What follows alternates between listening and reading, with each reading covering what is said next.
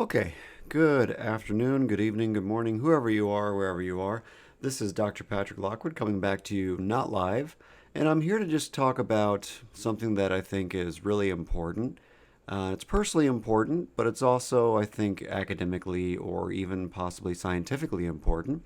And I want to talk to you today about an idea I have been playing with, and I'm not sure how original it is, and I've done a little bit of searching around, but I haven't done a very detailed literature dive. So if I'm reinventing the wheel, that's okay. However, there's an idea that comes to mind when it comes to the LGBT community that I think would be helpful.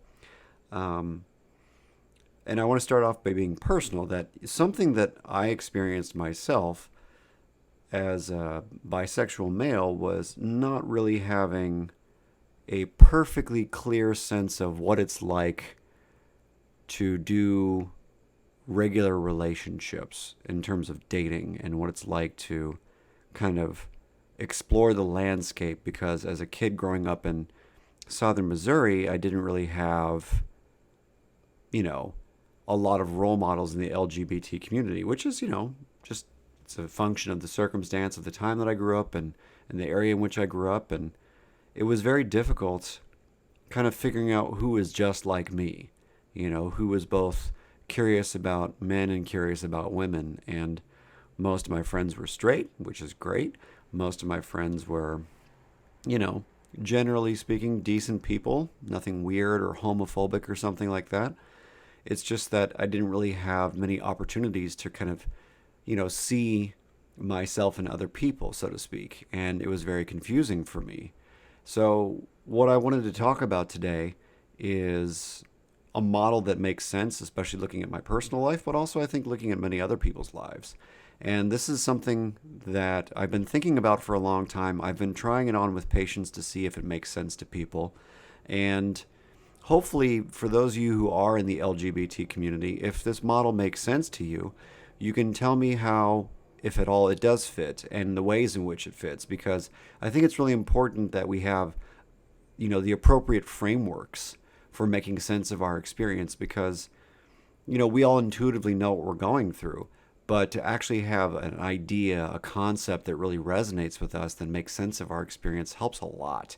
This is why, Cass's identity development model for LGBT folks is pretty popular, because those 6 stages are, they're not perfect, but they certainly do help put people in certain developmental trajectories that make sense of what they're going through. So for me, what I want to offer to all of you here today is a pretty kind of strange idea, but once I explain it a little bit, I think it'll make more sense. So just to be clear, that again, I have no intention of, stepping on someone else's idea if they've already come up with this. I'm not trying to claim some kind of brilliant insight. I'm just trying to share something that has made intuitive sense to me, looking at my personal experience, but also looking at the experiences of many of my patients in the last, few years, especially. So the idea goes like this. The idea looks something akin to delayed puberty. So there's a lot of literature that exists on, what happens for, typically speaking, most people when they experience delayed onset puberty, where it's like, maybe their hormones kicked in later or body changes kicked in later, things like that. And how does it cause disruptions in their brain, their body, and their psyche? And there's a lot of literature on that since the 70s. And I think something that's been missing in the LGBTQIA literature for identity development is a concept like delayed adolescence. So, this is a concept I think I came up with, and let me see if I can explain it in such a way that it makes sense to everyone and that it really does genuinely resonate. Because the only way I can think to explain why so many people in the LGBTQIA community do such seemingly problematic things when they're adults, um, I think that this is one way of explaining it. So, one of the backdrop pieces here is that there's a pretty kind of open secret in the LGBT community that there's a huge drug problem when it comes to drugs like meth, when it comes to drugs like GHB, when it comes to drugs like cannabis and poppers and Xanax bars, and, to a lesser extent, opioids and alcohol, though alcohol is everyone's problem, it seems like. And to be fair, I think that one variable, in addition to minority stress and internalized homophobia and all that stuff, is also the concept of delayed adolescence. And what I mean by this is, typically speaking, for most heterosexual adolescents, they come out or they kind of make their sexual intentions known and right around puberty, like, 11, 12, 13, 14, maybe a little later. And they start flirting, they start holding hands, they start sneaking glances at each other. They kind of figure all these like subtle, covert, and overt ways of expressing their sexuality and their identity to the opposite sex, typically speaking. And they do it all throughout, ages 11 to 15. And then 15 to 18, they're kind of more overtly and expressively going after people and dating and figuring all that out. Whereas for many generations of LGBT folks, especially here in the West, that's not the case, where we can openly date or we can openly express our sexual interest or even engage in the covert behaviors like sneaking glances at people. And, how like there's this trope, right? This like Little Rascals trope of like the the awkward fifth or sixth grader boy who is attracted to the girl, and he like punches her on the shoulder and he like insults her and stuff to get her attention, right? Which is, again, I'm not saying that's necessarily a good thing, but it's a trope that exists. And I think that the equivalent of that for LGBT folks doesn't quite exist, in the sense that it's not a norm that's acceptable.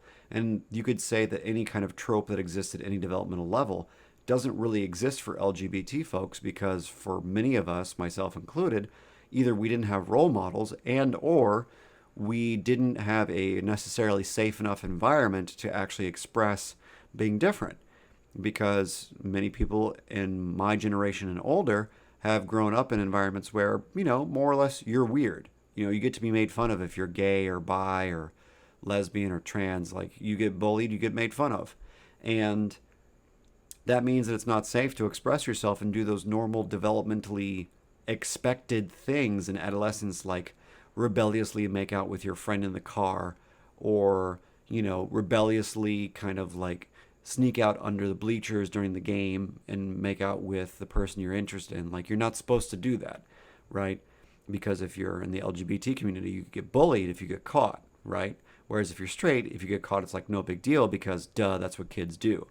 But there's this extra added layer of pressure. And, those of you who know me fairly well or have listened to my videos know that I'm not some kind of social justice warrior. So please be very clear that what I'm trying to do is I'm trying to make sense of something that both I experienced, and I know many, many, many, many, many of my patients and my colleagues and my friends have gone through, because there was no space. There was no, let's say, social norm in their adolescence that it's okay to come out and kind of express yourself and date and flirt and do all these overt and covert things that signal your interest. And one of the byproducts of that lack of an environment that's nurturing and open to LGBT kids and teens doing these things is that they don't get to go through typical adolescence and integrate that piece of their identity into their public persona.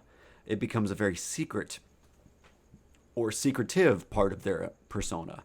And that leads to shame and potentially internalized homophobia, but it also leads to not knowing how to handle dating and not knowing how to handle relationships and hookups when you're in your 20s and 30s, which I think is, to be fair, I think that's one reason why that people in the LGBT community, especially gay males, tend to, act like sexual compulsives in many ways, where there is a not so secret joke in the gay community specifically that, everyone hooks up on Grindr, and it's this like being hypersexual, so to speak, is a norm.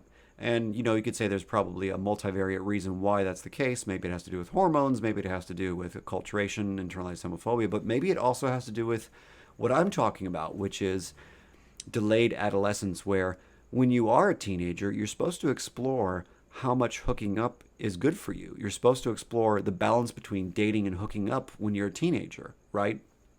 And it's not necessarily the statistical norm that you date one person from 11 to 20. It's typically the norm that if you are dating in the heterosexual community, you have multiple partners because you're trying to figure out who you like, what you're like, and who you are.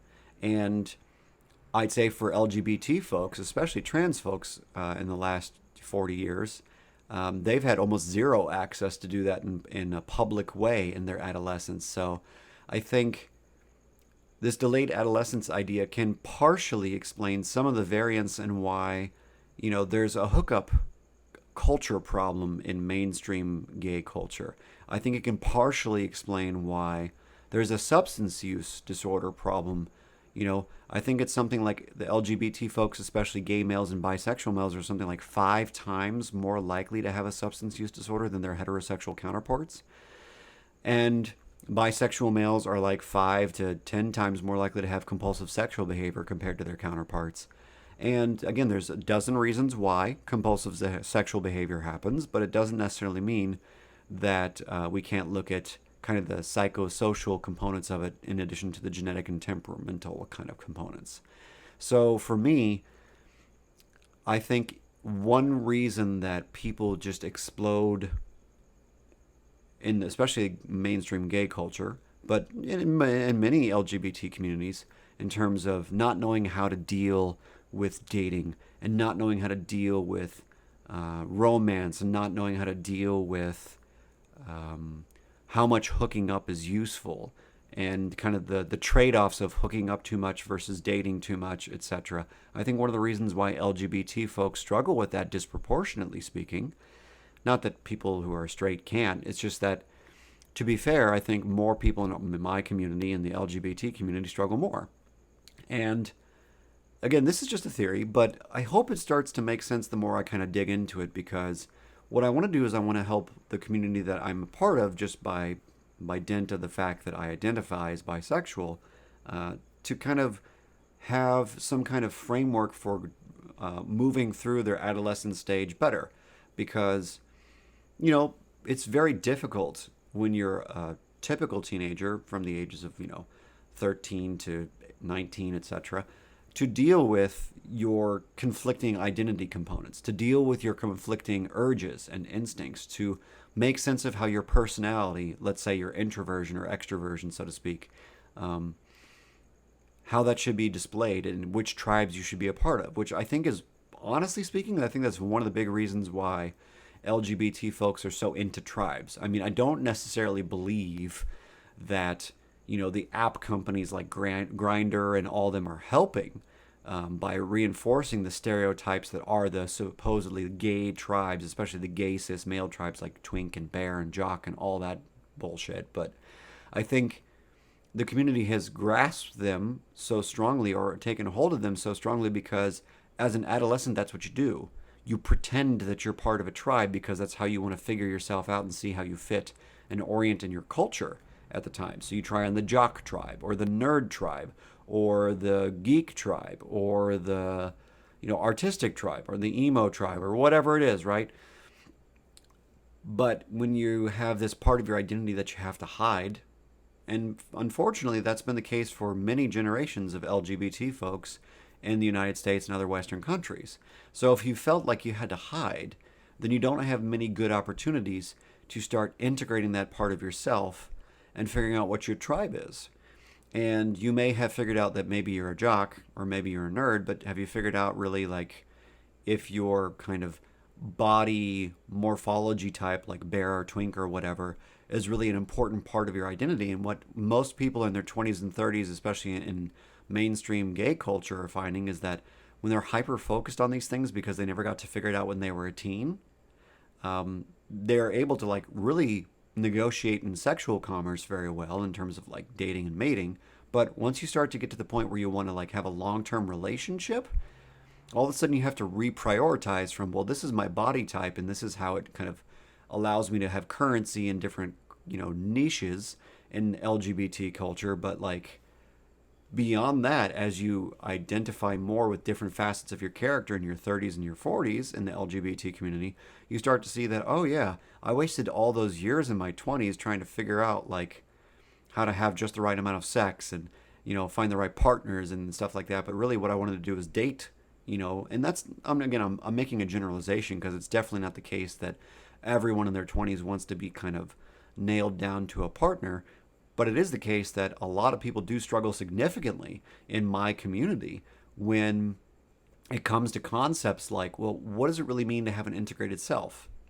What does it really mean to have identity coherence when you're dating, right? Because if we do hypersexualize ourselves and we do hyper focus on our bodies and what we look like, then that's a very adolescent way of dealing with things. Like, how hot are you? Are you in the hierarchy of who's the most attractive cheerleader kind of thing? And again, that's great for high school because that's the perfect kind of stomping ground to figure that out. But once you're in your 20s and 30s and you're working in a major company or you're developing a career, you're kind of living in two different developmental levels at once, where you may have kind of an occupational identity that is past adolescence, but your sexual identity may still be in adolescence because you're still trying to figure out how to deal with your hormones and deal with your personality and integrate all those things with your sexual attractions and urges and identity beliefs. And I think you could even take this delayed adolescence idea and layer it on top of Cass's 6-stage identity development model for LGBT folks. And you could start to do some really cool research on it. So, what I'm trying to get at is I think we have a potential idea worth exploring. And I would love to hear from pretty much anyone and everyone in the LGBTQIA community about this, because what I've noticed a lot with my friends in the gay community and my patients where I work, because I work in an all LGBT facility, um, for most people, they get sucked into the hookup culture or the using culture, or they get hooked up into like the mainstream kind of gay stereotype culture, and they've never really figured it out because they were never able to, let's say, experiment openly among their peers when they were 15, 16, 20, 22, right? So when they finally do fully come out, right, this is one of the key facets of the delayed adolescence model, is that because you can't really fully come out and fully go through Cass's 6-stage model and get to stage 6 or stage 5 or whatever you want to end up at, you don't have the ability to integrate these, let's say, varying parts of yourself, your sexual urges, your identity, your beliefs, your spirituality, your personality. You don't really get to integrate those. Whereas most heterosexual people are at least well on their way by the time they reach college age, and they've begun integrating and kind of concretizing these different parts of themselves. Whereas if you're in the LGBTQIA community, you may not have had that. So you actually kind of continue that adolescent process in your mid 20s, in your 30s, and even in your 40s in many cases, which is why there are tons of, at least in big cities, there are tons of party and play lifestyle, gay guys, etc., who engage in very adolescent behavior, right? And they do these things that you would think teenagers would do, like go out all night and drink at the bars and get sloppy drunk and then come home, right? And be secretive and play games and act like many people in the LGBTQ community that I know who are in their 20s, 30s, and 40s act like they're 16.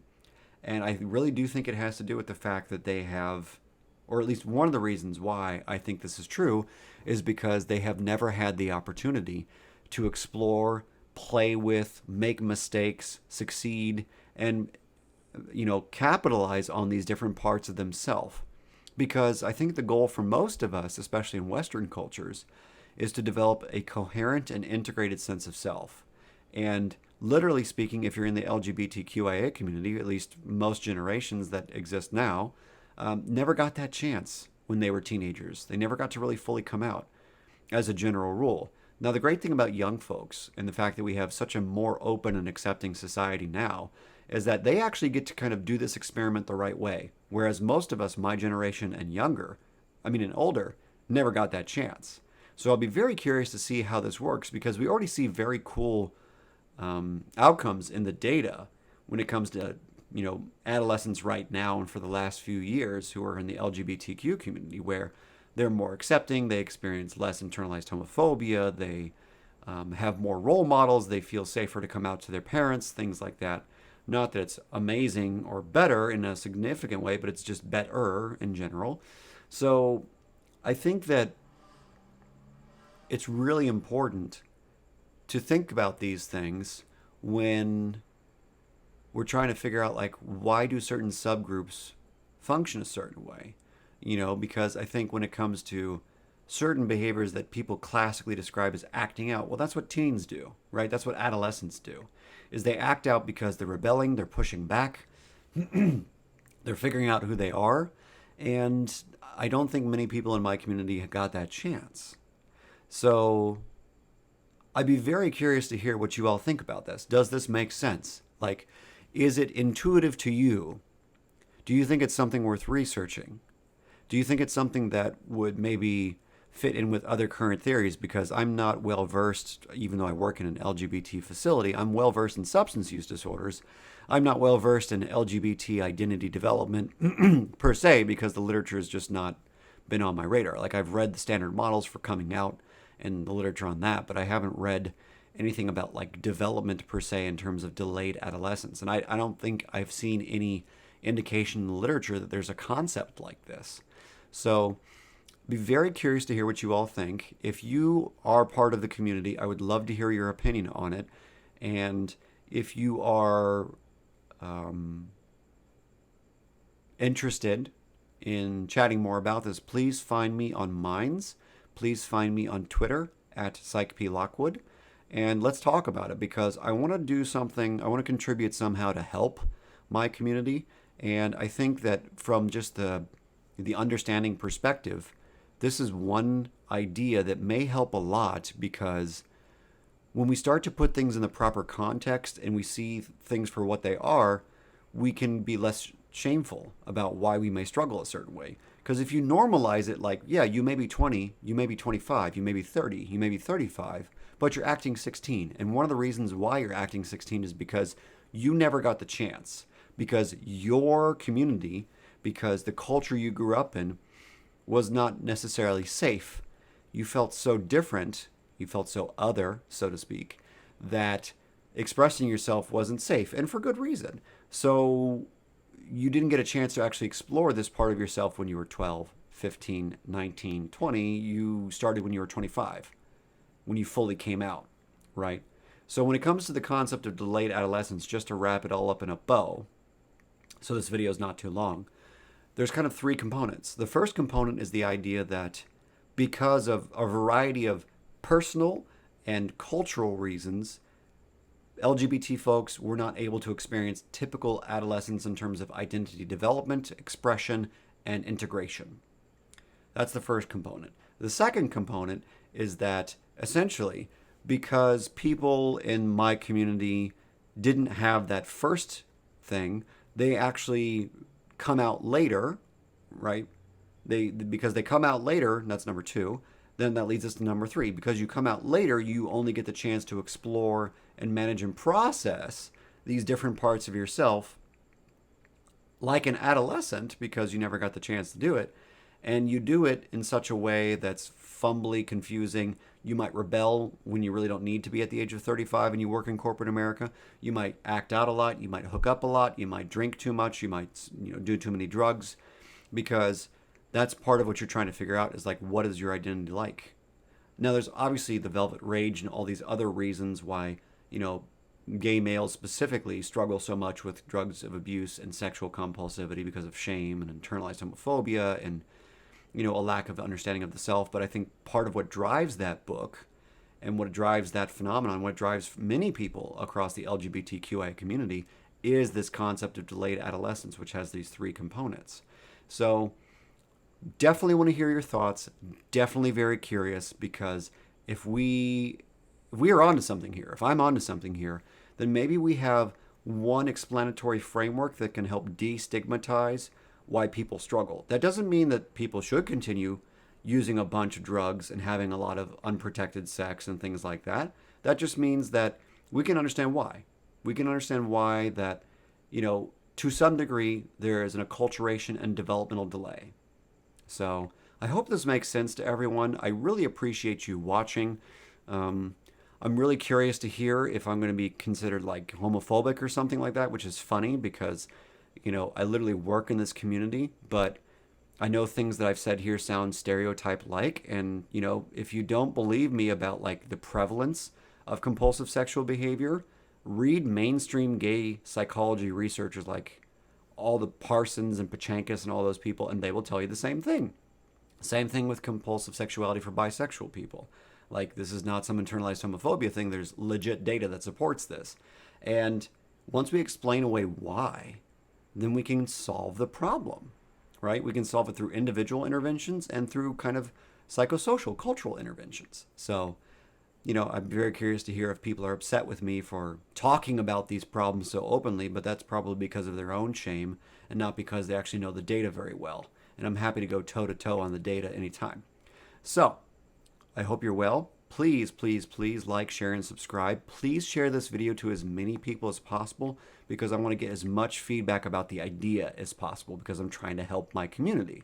So again, thank you so much. I appreciate all that you all have done in watching and supporting me. And if you need anything, please feel free to hit me up on Minds or on Twitter. And my handle is at PsychPLockwood. Have a good day. Stay well.